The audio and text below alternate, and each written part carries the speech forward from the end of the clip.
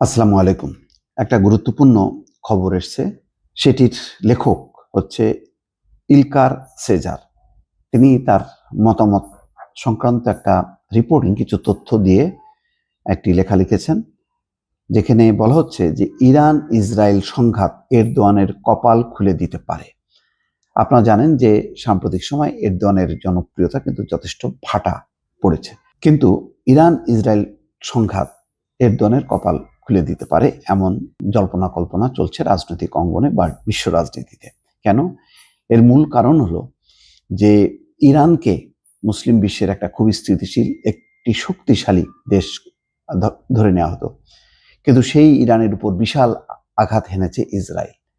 Israel যে এত শক্তি দেখাতে পারবে ইরানের উপর, সেটা তুরস্কের মানুষ কিন্তু ধারণাও করতে পারেননি।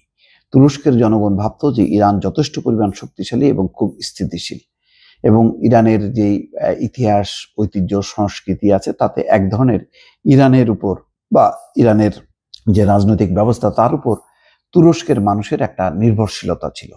কিন্তু ইসরায়েল যেভাবে আক্রমণ করলো, এখন তুরস্কের মানুষ ভাবছে যে পরবর্তী টার্গেট হতে পারে তুরস্ক। সুতরাং এই অবস্থায় তুরস্কের উপরে যদি ইসরায়েল আঘাত হানে, তাহলে তাদেরকে রক্ষা করবে কে? এই চিন্তা তাদেরকে পেয়ে বসছে।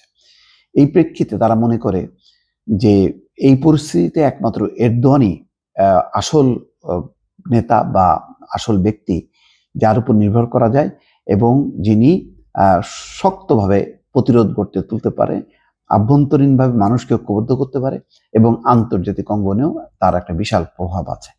ফলে এই পরিস্থিতি অর্থাৎ ইরান আক্রান্ত হওয়ার প্রেক্ষিতে তুরস্কে এরদোয়ানের এখন জনপ্রিয়তা বাড়ছে, বা বলা হচ্ছে যে তার কপাল খুলে গেছে।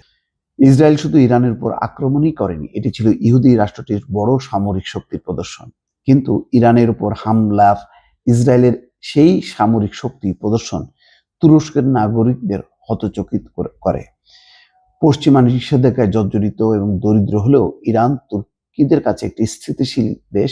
তাছাড়া ইরানিরা একটি মহৎ জাতি, যার রয়েছে প্রাচীন সমৃদ্ধ ইতিহাস এবং সাহিত্য সম্ভার।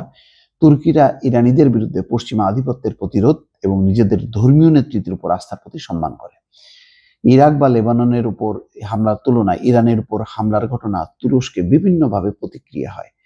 ইরানে হামলা চালিয়ে ইসরায়েল স্পষ্টভাবে প্রমাণ করেছে যে তাদের আসলে অন্য আরো উদ্দেশ্য রয়েছে, যেমন বৃহত্তর ইসরায়েল গঠন এবং আঞ্চলিক আধিপত্য বিস্তার।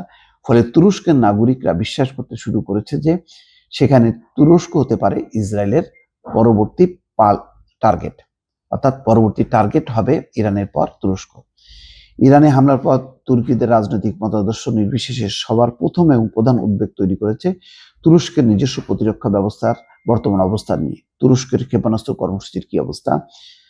আমাদের বিমান প্রতিরক্ষা ব্যবস্থা কি F-35 শনাক্ত করতে পারবে? এই প্রশ্নগুলো সামাজিক যোগাযোগ মাধ্যমে ব্যাপকভাবে এসছে। এইসব প্রশ্ন ইরান ইসরায়েল যুদ্ধকালে দৈনন্দিন আলোচনার বিষয় ছিল। সব মিলায়ে এখন তুরস্কের প্রেসিডেন্ট রিসেপ তাইপ এরদোয়ান 2027 সালের প্রেসিডেন্ট নির্বাচনে তৃতীয় মেয়াদে প্রতিদ্বন্দ্বিতা করবেন বলে আশা করা যাচ্ছে। ধারণা করা যায় তিনি তুর্কির জনগণকে এই প্রশ্নগুলোর উত্তর ভালোভাবেই দিতে প্রস্তুত, যে তুরস্ক কতখানি শক্তিশালী, তার প্রতিরক্ষা ব্যবস্থা কি পরিমাণ। সুতরাং এইটা যদি কার্যকরভাবে প্রচারণা চালাতে পারে, তাহলে তুরস্কের জনগণ এরদোয়ানের উপরই ভরসা করবে। ফলে এক অর্থে এবং এরদোয়ানের যে সাহসী ভূমিকা, বক্তব্য ফিলিস্তিনিদের প্রশ্নে, ইরানের জনগণের প্রশ্নে, এইটা তুরস্কের মানুষকে আন্দোলিত করেছে। তারা উজ্জীবিত হয়েছে। তারা মনে করছে যে এরদোয়ানই হচ্ছে তাদের সঠিক নেতা। ফলে ইরানের উপর ইসরায়েলের এই হামলা বা আক্রমণ এক অর্থে এরদোয়ানের কপাল খুলে গেছে বলে আন্তর্জাতিক বিশ্লেষকরা মনে করছেন। দর্শক, ভালো থাকবেন। আল্লাহ হাফেজ।